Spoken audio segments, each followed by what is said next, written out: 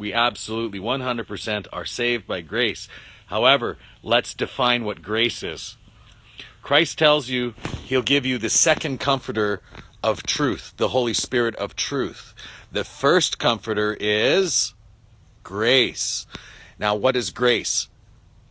If you were to go into your Strong's Concordance, even in Ephesians 2, and list and search what G5485 is, grace, it's actually charis in Greek. And charis was the demigod of Greece,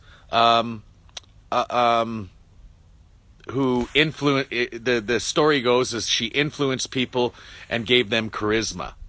So when the Greeks translated it from Hebrew or Aramaic or whatever they were, or the Romans, when they translated it into Greek or used Greek, because a lot of people spoke Greek back then, but it originally was written in Hebrew or Aramaic, and they used the word charis in order to, because of what charis represents.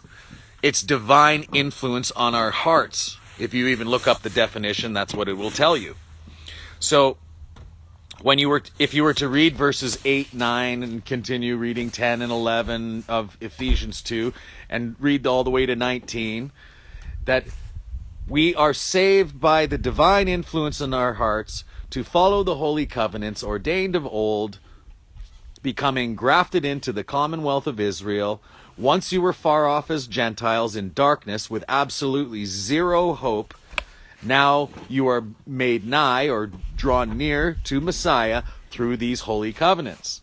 So the church completely butchers what being saved by grace is, and the faith part of it is obedience to the divine influence on your heart. And that's why you're saved, not by your works, because that's exactly what Romans 10 is talking about. Your works are filthy rags. That's what Israel did, the northern kingdom of Israel. They went off their own works and they worshiped the Ashtaroth pole and Baal. That's why you get the Spirit of truth, and you will start to see, the Lord will start speaking to you, and bring you to remembrance of everything that he said, including that they're going to butcher even his name. This is in John 5, that I know that you do not have the love of God in you, for one will come in his own name, and him you will receive. I come in my Father's name, and you won't receive me. John tells you right straight up that in 1 John chapter 5, that hereby we know that we love the children of God if we keep his commandments.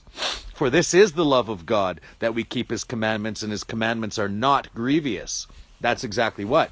That's exactly what it means to follow God's ways. That's what Christ came. Luke 1:70-80 tells you what peace is. Blessed is the peacemaker, is he who teaches the 10 commandments and follows them.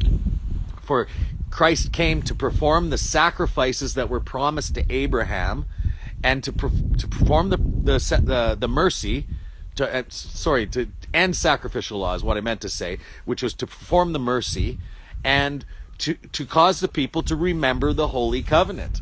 And this is why the church is apostate right now.